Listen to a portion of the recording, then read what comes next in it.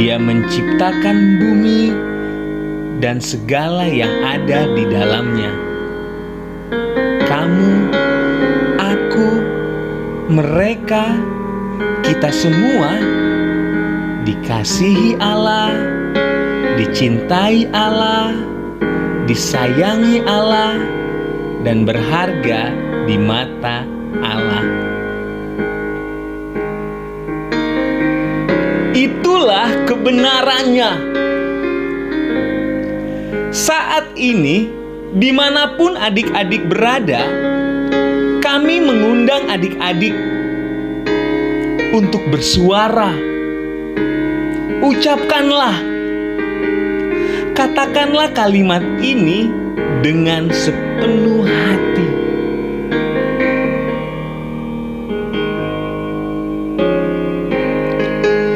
Aku percaya bahwa Allah mengasihi aku. Sekali lagi, katakanlah dengan sepenuh hati. Aku percaya bahwa Allah mengasihi aku. Allah telah menyatakan dirinya melalui firman-Nya. Firman yang sudah ada dari mulanya. Firman yang telah menciptakan segala sesuatu itu telah menjadi manusia yang kita kenal dengan nama Yesus. Yesus.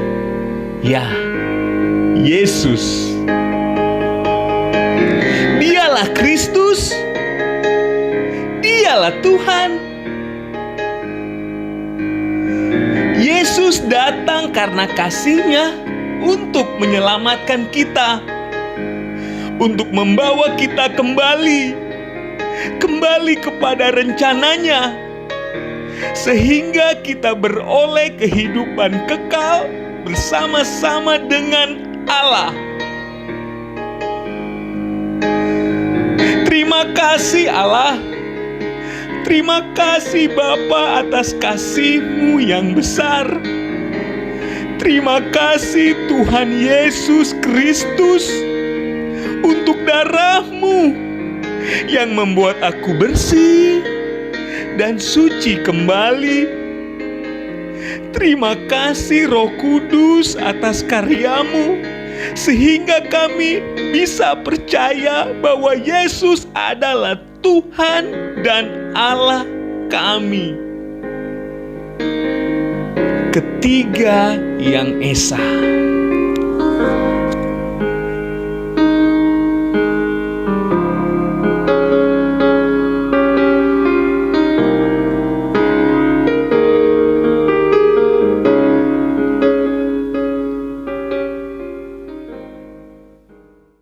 Selamat Hari Jumat Agung adik-adik. Hari ini kita memperingati peristiwa kematian Tuhan kita Yesus Kristus yang mengorbankan dirinya untuk keselamatan kita. Mari dengan kerendahan hati kita mohon pimpinan Allah dalam ibadah ini. Mari adik-adik kita bersatu di dalam doa. Tuhan Allah Bapa kami yang baik, Allah Bapa kami yang bertahta dalam kerajaan surga, kami bersyukur, kami berterima kasih ya Tuhan, karena pada hari ini kami akan beribadah. Kiranya Tuhan yang memberkati kami, kiranya Tuhan yang hadir bersama-sama dengan kami, kiranya Tuhan yang pimpin ibadah kami ini agar boleh berkenan untuk kemuliaan nama-Mu saja ya Tuhan. Di atas segalanya, ampunkanlah segala dosa dan pelanggaran kami. Di dalam nama-Mu kami telah berdoa dan mengucap syukur. Amin. Kematian Yesus Kristus di atas kayu salib merupakan wujud kasih Allah bagi dunia. Firman Allah yang tertulis pada Yohanes 15 ayat 3 berkata, "Tidak ada kasih yang lebih besar daripada kasih seorang yang memberikan nyawanya untuk sahabat-sahabatnya." Dengan hati yang sungguh-sungguh, mari pujilah Tuhan dengan nyanyian "Terpujilah Allah".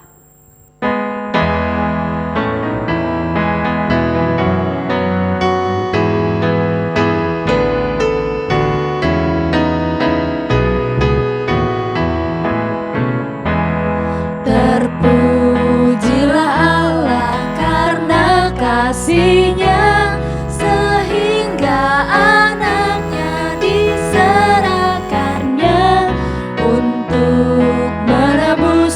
dosa manusia dan membuka jalan ke surga mulia.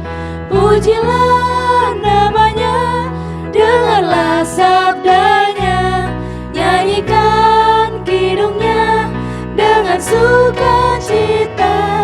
Datanglah padanya, sembahlah Dia, muliakanlah Tuhan karena kasih-Nya. Kita nyanyikan sekali lagi, terpujilah Allah. Terpujilah Allah karena kasih-Nya, sehingga anaknya diserahkannya untuk menebus dosa manusia dan membuka jalan ke surga mulia. Pujilah namanya, dengarlah sabdanya, nyanyikan kidungnya dengan sukacita. Datanglah padanya, sembahlah Dia, muliakanlah Tuhan karena kasih-Nya.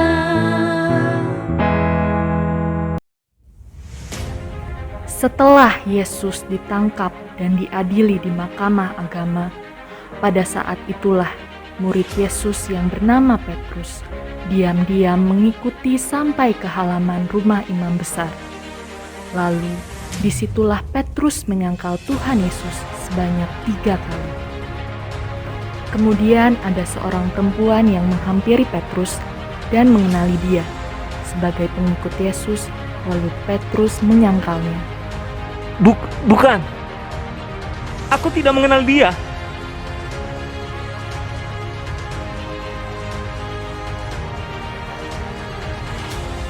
Tidak berapa lama kemudian, seorang lain melihat dia lalu berkata,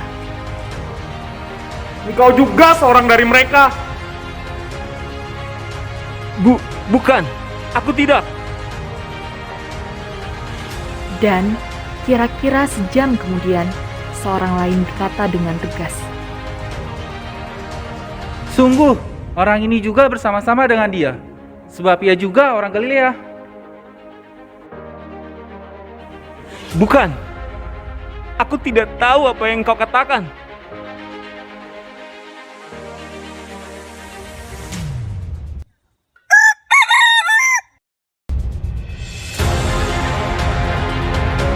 Lalu berpalinglah Tuhan memandang Petrus. Maka teringatlah Petrus bahwa Tuhan telah berkata kepadanya, Sebelum ayam berkokok pada hari ini, engkau telah 3 kali menyangkal aku.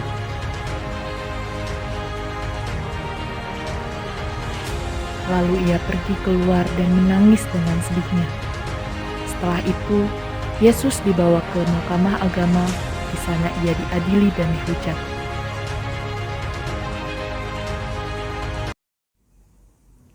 Kemudian Yesus dibawa ke hadapan Pilatus. Di situ mereka mulai menuduh Yesus dan menghasut Pilatus untuk menyalibkan dia.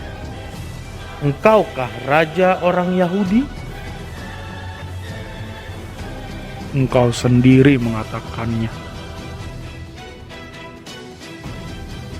Tetapi mereka makin kuat mendesak agar Pilatus menyalibkan Yesus. Salibkan dia!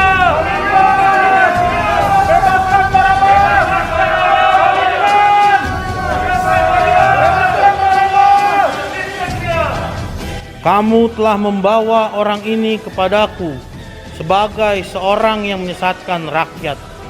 Kamu lihat sendiri bahwa aku telah memeriksanya, dan dari kesalahan-kesalahan yang kamu tuduhkan kepadanya, tidak ada yang kudapati padanya. Salibkan dia!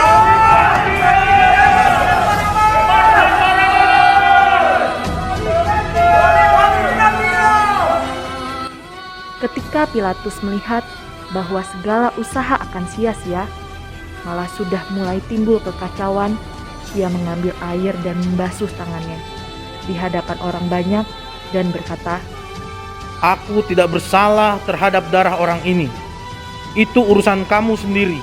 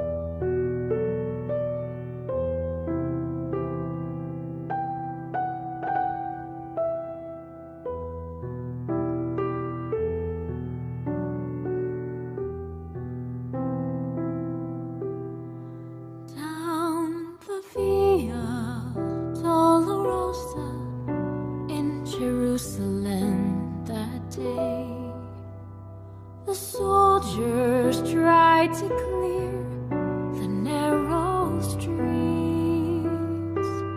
but the crowd pressed in to see the man condemned to die on Calvary.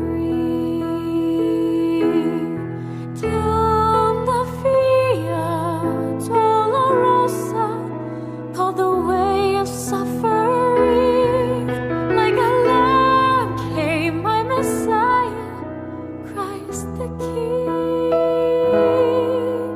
But he chose to walk that road out of his love for you and me. Down the Via Dolorosa, all the way to Calvary.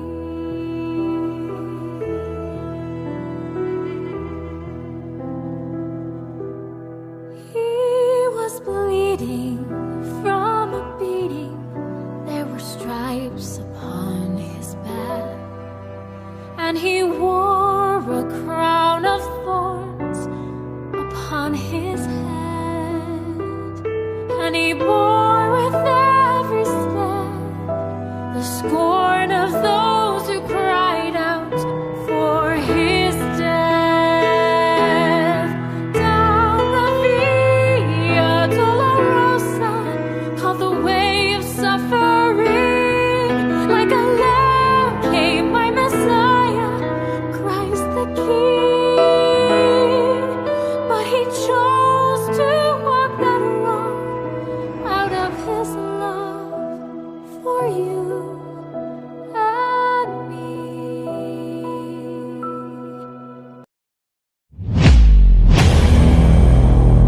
Ketika mereka sampai di Bukit Golgota, mereka menyalibkan Yesus di situ, dan juga kedua orang penjahat di sebelah kanan dan kirinya. Iya Bapa, ampunilah mereka, sebab mereka tidak tahu apa yang mereka perbuat.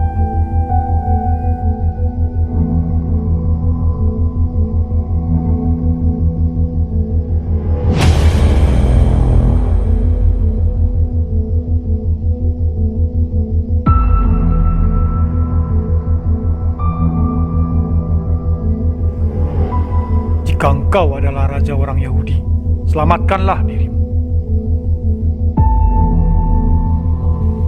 Bukankah engkau adalah Kristus? Selamatkanlah dirimu dan kami. Tidakkah engkau takut juga tidak kepada Allah, sedang engkau menerima hukuman yang sama? Kita memang selayaknya dihukum, sebab kita menerima balasan yang setimpal dengan perbuatan kita. Tapi orang ini tidak berbuat sesuatu yang salah. Yesus, ingatlah akan aku apabila engkau datang sebagai raja. Aku berkata kepadamu, sesungguhnya hari ini juga engkau akan ada bersama-sama dengan aku di dalam Firdaus.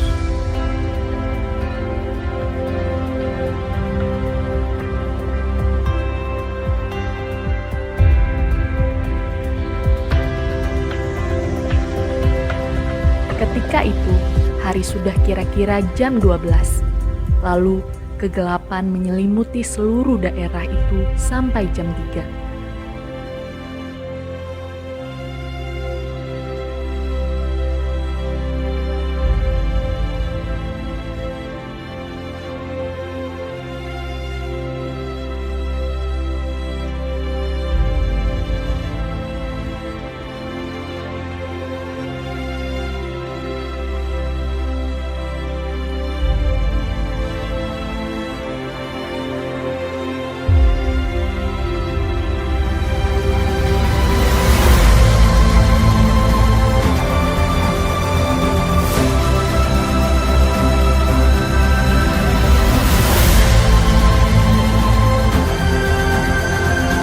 Iya Bapa, ke dalam tangan-Mu kuserahkan nyawaku.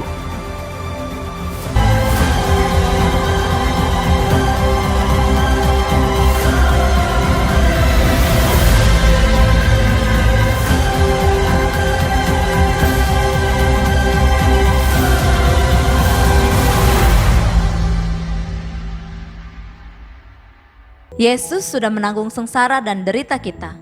Dia rela mati bagi sahabat-sahabatnya. Begitu besar kasih Allah bagi kita. Mari kita siapkan hati untuk mendengarkan firman Tuhan dan menghayati kembali pengorbanan Yesus dengan bernyanyi, Yesus sahabatku, kau mati bagiku.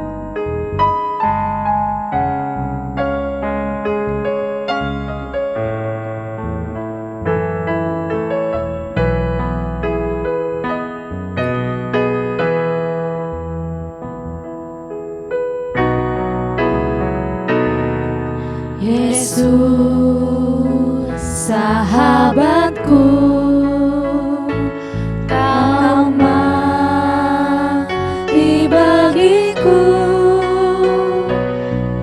Besarlah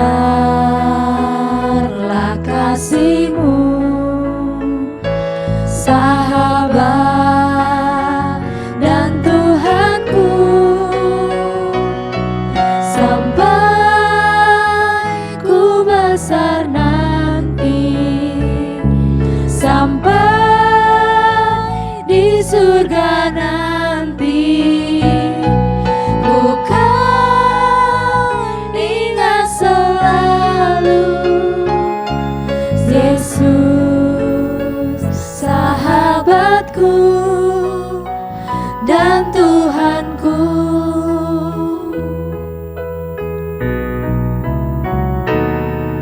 Yesus sahabatku, kau mati bagiku. Besarlah kasih-Mu,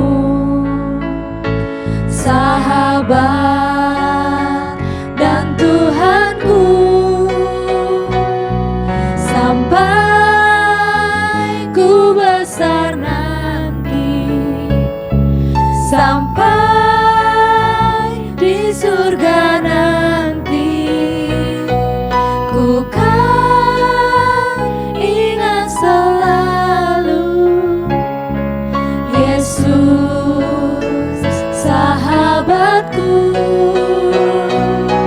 sampai ku besar nanti, sampai di surga nanti, ku kan ingat selalu Yesus sahabatku dan Tuhanku.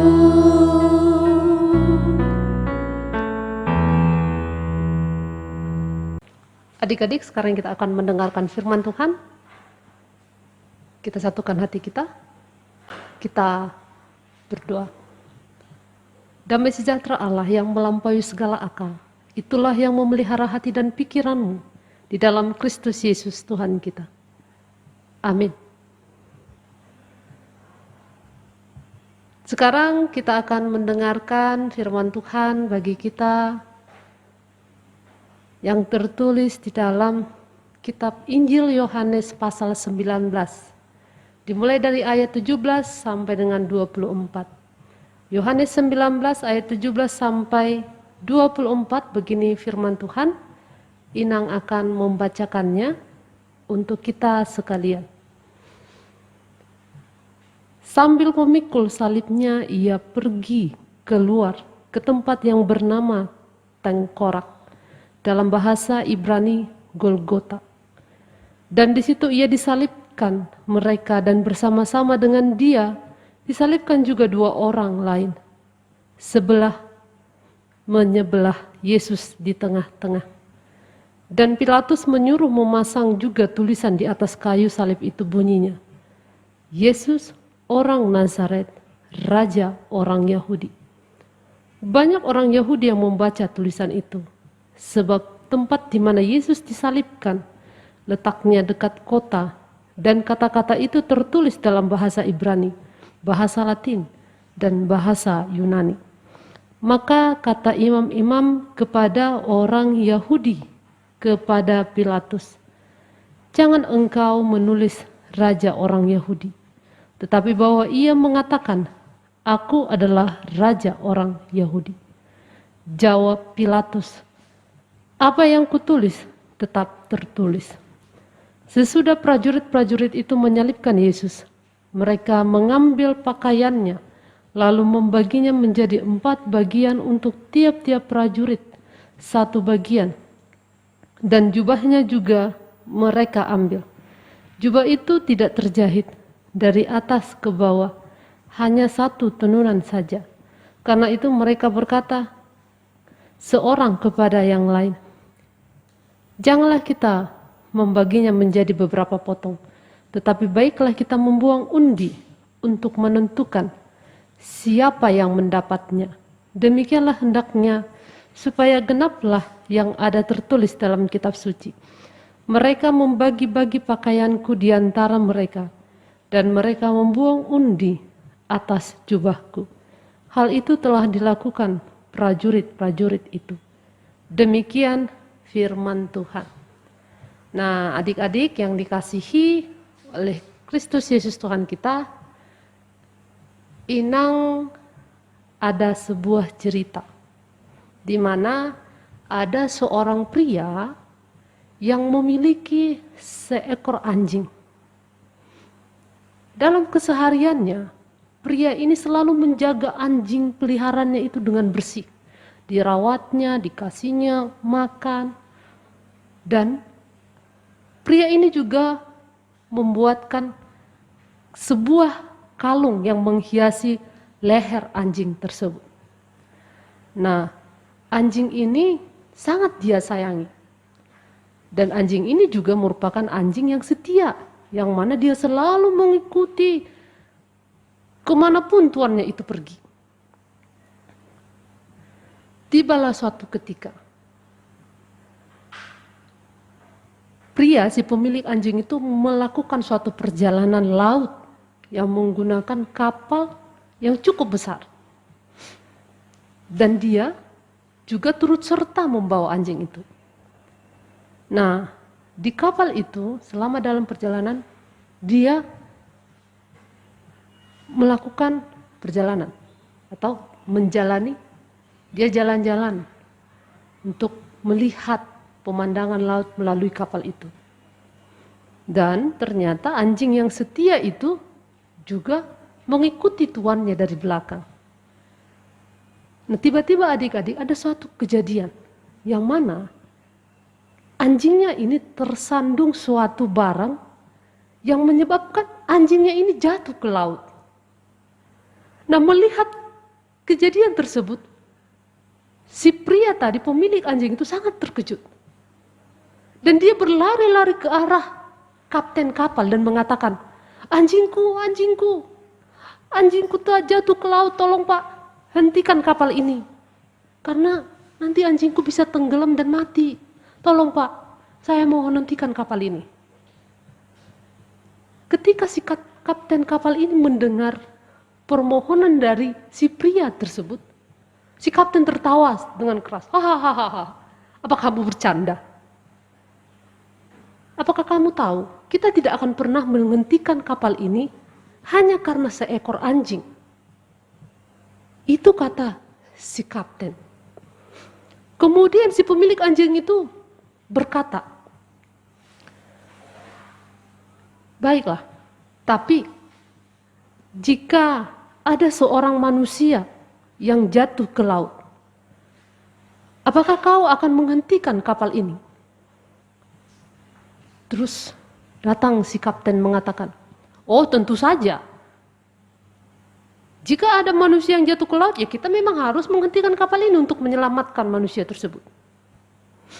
Kemudian mendengar perkataan si kapten itu, si pemilik anjing tadi pergi ke pinggir kapal dan dia pun melompat ke dalam laut. Nah, melihat kejadian tersebut, si kapten kapal juga sangat terkejut. Dan dengan keadaan terpaksa dia pun akhirnya menghentikan kapal dan dia berbalik arah menuju si pria yang tadi sudah melompat itu, yang mana dia sedang menyelamatkan anjingnya tadi. Nah, saat mereka sudah menemukan, saat kapten kapal itu sudah menemukan anjing dan pemilik tuannya itu, ternyata si kapten memperhatikan bahwa si pria tadi sedang memegang erat anjingnya supaya tidak tenggelam lagi. Dan akhirnya mereka pun naik ke dalam kapal. Nah, adik-adik, pelajaran apa yang bisa kita petik dari cerita tadi? Kalau kita lihat cerita tadi kan memang terkesan sangat konyol ya, terkesan sangat bodoh ya kan? Kenapa? Karena masakan hanya karena anjing. Si tuannya itu mau membahayakan dirinya. Ya. Hanya untuk seekor anjing, hanya untuk menyelamatkan anjing. Masakan dia mau mengorbankan dirinya? Mungkin kita akan berpikir demikian. Nah, tapi kalau kita lihat, inilah bentuk pengorbanan itu. Dan terkadang pengorbanan itu memang tidak harus memikirkan ini dan itu. Karena yang ada di pikirannya adalah bagaimana supaya orang lain atau sesuatu yang ingin dia selamatkan itu bisa mendapatkan kenyamanan, bisa selamat, bisa bahagia. Dan itu yang dilakukan oleh si pemilik anjing tersebut. Nah, hari ini kita juga mau mempelajari tentang pengorbanan. Dan pengorbanan yang akan kita pelajari saat ini adalah pengorbanan yang dilakukan oleh Yesus Kristus Tuhan kita. Tentu semua kita sudah tahu ya kan, Yesus kita itu adalah Allah yang penuh dengan kasih yang datang ke dunia, mengorbankan hidupnya untuk kita orang yang berdosa ini. Dia rela memberikan dirinya disalibkan untuk kita. Yesus turun ke dalam dunia ini, ke dalam lautan dosa di mana kita hidup. Dan kemudian melalui pengorbanannya itu, dia mengangkat kita keluar dari lautan dosa itu dan membawa kita kepada Allah. Itulah sebabnya Allah dengan penuh sukacita dia menyambut kita dan menjadikan kita anak-anaknya di dalam Kristus Yesus. Kita semua pasti sudah sering mendengarkan kita ini adalah orang-orang berdosa yang telah diselamatkan dan diubahkan oleh Yesus menjadi anak-anak Allah. Nah, pengorbanan yang dia lakukan di kayu salib untuk kita, itulah yang saat ini sedang kita peringati. Di mana saat ini kan kita sedang memasuki Jumat Agung. dalam atau bagi kita orang Kristen, hari Jumat Agung yang jatuh pada hari ini, hari Jumat, merupakan tanda penebusan dosa umat manusia yang dilakukan oleh Yesus Kristus Tuhan kita. Dan hari ini diperingati sebagai peristiwa wafatnya Yesus Kristus disalib untuk menebus dosa kita. Dan itu tadi yang kita lihat di dalam drama kita. Adik-adik tadi mungkin, kalau adik-adik menyimak tadi, kita sudah bisa membayangkan bagaimana pada waktu itu Yesus sangat menderita sekali. Dia diludahi, difitnah, dia dicambuk. Kita membayangkan betapa tersiksanya Tuhan kita itu.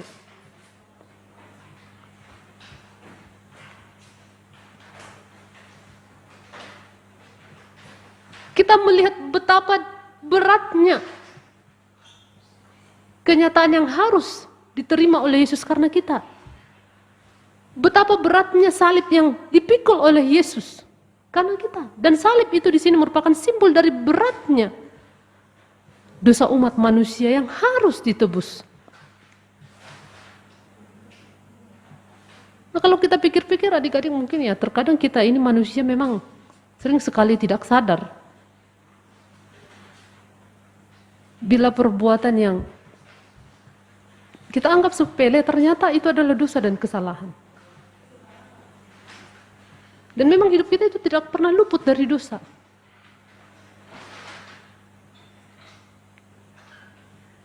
Tapi adik-adik saat ini, saat kita sedang memperingati kematian Yesus Kristus, di mana Dia telah berkorban untuk kita, rela mati di kayu salib demi menebus dosa kita.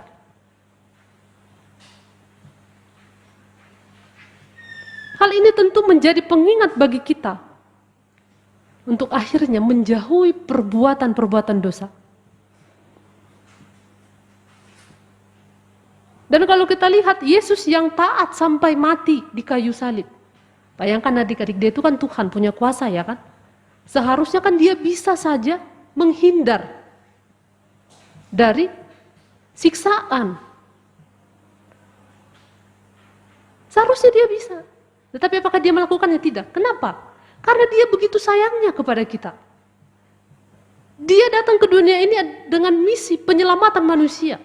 Dan di dalam kematian Yesus Kristus, yang mana dia rela mengorbankan dirinya, disitulah kita bisa melihat puncak kasih Allah kepada kita manusia. Dia tetap taat sampai mati. Dan apa yang dilakukan Yesus saat ini, itu merupakan pelajaran bagi kita untuk tetap taat kepada firman Tuhan. Nah adik-adik, tentu ini mengingatkan kita kembali. Dan mengajak kita supaya ketika kita mengalami kesulitan, tentu banyak godaan ya untuk menghindar. Tentu banyak godaan supaya kita jangan mengalami kesulitan, kita pasti melakukan jalan yang menyimpang. Contohnya, saat kita ingin sekali membeli sesuatu, barang yang sudah lama-lama kita impikan, barang yang sudah lama kita ingin dapatkan. Dan saat kita meminta kepada orang tua kita mengatakan jangan dulu, kan masih banyak yang lebih penting dari membeli barang itu. Katakanlah handphone baru, keluaran terbaru. Apalagi di masa pandemi sekarang kan.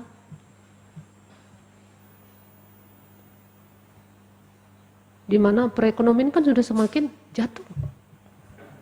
Bahkan mungkin itu memiliki dampak di dalam keluarga kita, kepada orang tua kita.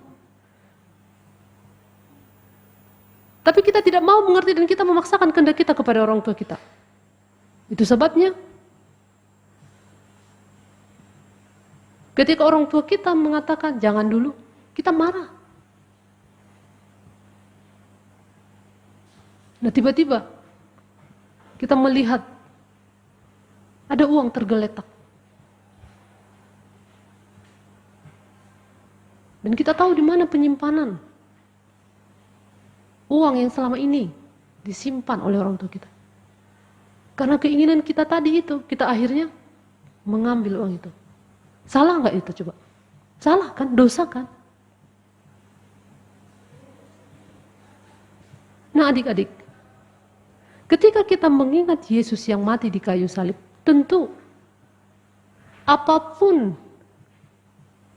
kesulitan yang kita hadapi, tentu kita tidak akan menghalalkan segala cara untuk mewujudkan itu. Kalau kita mengingat Yesus yang disalibkan, tentu kita akan mengingat ketaatan Yesus sampai mati. Yang mau tetap melakukan misi penyelamatannya. Untuk kita manusia berdosa. Dan demikian juga kita. Kita harus taat sampai kapanpun. Karena itu yang diinginkan Tuhan dari kita. Oleh karena itu adik-adik, mari tunjukkan bahwa kita ini adalah pribadi-pribadi anak-anak Allah yang sudah ditebus. Di mana kita harus taat, terlebih kita harus mengasihi, bukankah? Dalam peristiwa kematian Yesus ini kan dia menunjukkan kasihnya kepada kita yang begitu besar. Mari kita mengasihi. Mari kita mengampuni. Meskipun kita sering disakiti. Nah ingatlah, di saat kita melakukan ini, malaikat di surga akan bersuka cita. Bahkan Allah juga akan bersuka cita. Dan jikalau adik-adik mengalami kesulitan dalam melakukan firman Tuhan, mintalah pertolongan dari Tuhan.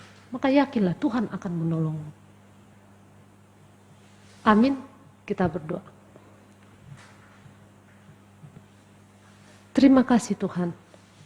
Engkau telah memberikan anak-Mu, Kristus Yesus, datang ke dunia ini. Engkau telah menunjukkan kasih-Mu yang begitu besar bagi kami.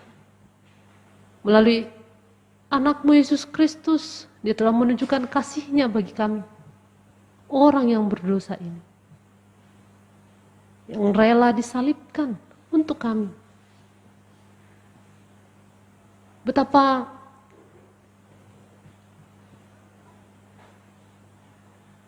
baiknya Engkau Tuhan. Pengorbanan-Mu di kayu salib telah membawa kami kepada kehidupan yang kekal.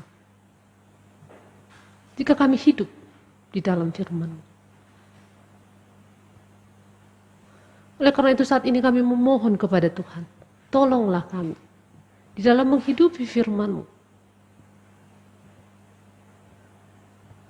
Di dalam menghidupi teladan yang telah Engkau nyatakan kepada kami di dalam ketaatan dan kasih-Mu. Engkau tetap setia melakukan misi penyelamatan. Dan itu jugalah yang Engkau harapkan ada di dalam diri kami sebagai anak-anak tebusan. Oleh karena itu kami serahkan hidup kami ke dalam tangan Tuhan, agar Tuhanlah kiranya yang berkuasa dan memimpin jalan kami. Agar kiranya setiap saat, setiap waktu kami hanya ingin melakukan kehendak Tuhan saja, supaya nama-Mu semakin dipermuliakan melalui hidup kami.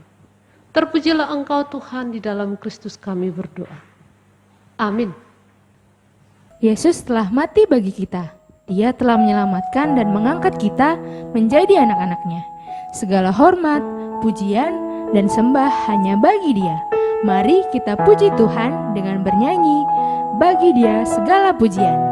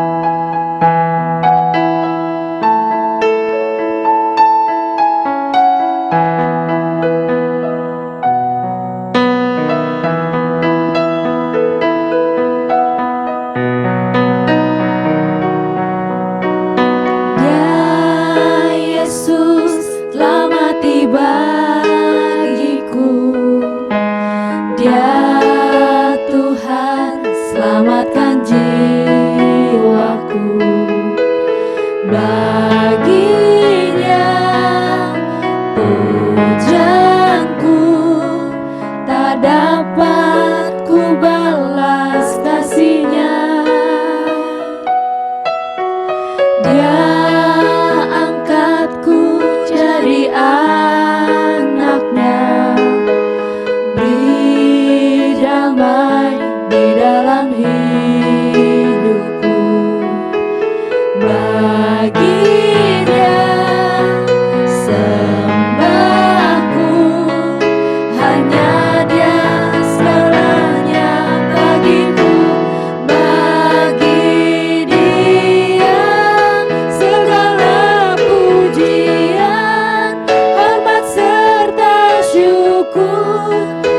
kekal selamanya.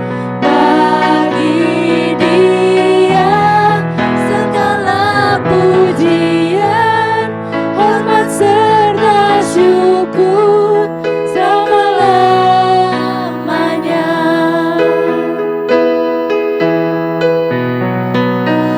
Bagi Dia segala pujian, hormat serta syukur kekal selamanya. Bagi Dia segala pujian, hormat serta syukur selama-lamanya.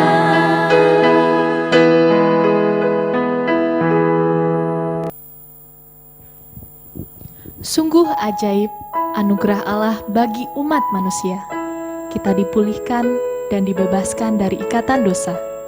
Dengan ucapan syukur, kita sembah Allah dengan bernyanyi.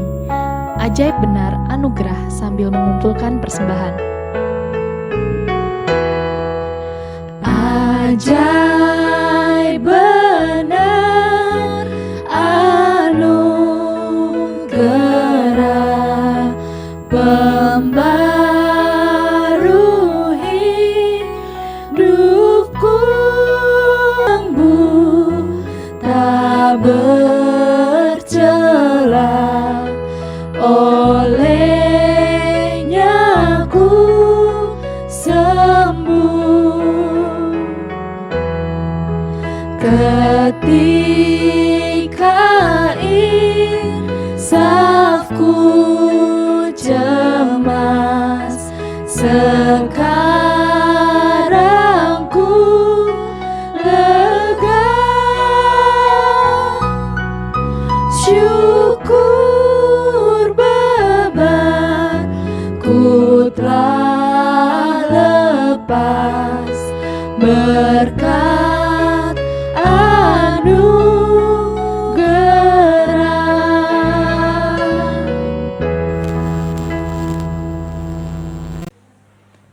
Baiklah adik-adik, sekarang kita akan menutup ibadah kita pada siang hari ini.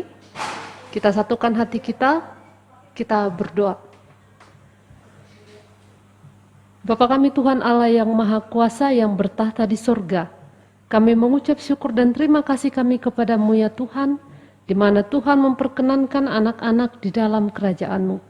Di sini kami menyampaikan persembahan kami, kiranya Tuhan menerimanya untuk kemuliaan nama-Mu. Amin. Tuhan karuniamu, roh dan jiwaku semua, nyawa juga hidupku, harta milikku semua, ku serahkan padamu untuk selama-lamanya. Marilah kita sama-sama mengucapkan doa Bapa kami. Bapa kami yang di sorga, dikuduskanlah namamu, datanglah kerajaan-Mu, jadilah kehendak-Mu di bumi seperti di sorga.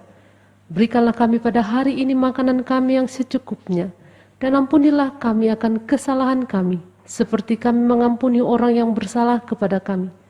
Dan janganlah membawa kami ke dalam pencobaan, tetapi lepaskanlah kami daripada yang jahat, karena Engkau yang mempunyai kerajaan dan kekuasaan dan kemuliaan sampai selama-lamanya.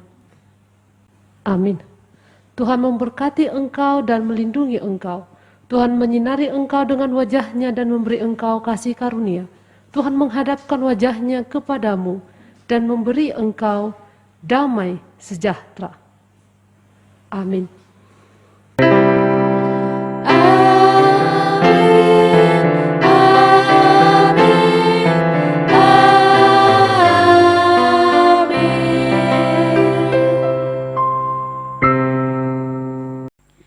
Adik-adik, ibadah Jumat Agung kita sudah selesai dan kita akan menyongsong perayaan kebangkitan Yesus pada ibadah Paskah hari Minggu nanti. Selamat Jumat Agung adik-adik, dan senantiasalah mengucap syukur atas karya penembusan Kristus bagi kita. Tuhan Yesus memberkati.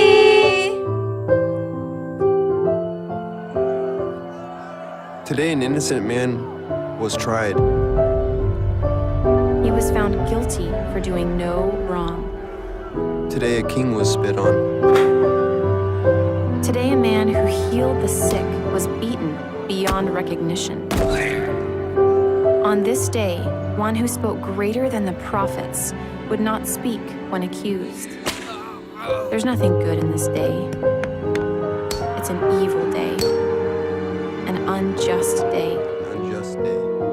But when we know what happens next, when we know the end of the story, and we realize that this day had to happen, it becomes the most amazing, most sublime, most incredible day in history. Then yes, this is a Good Friday, and it's a very good day indeed.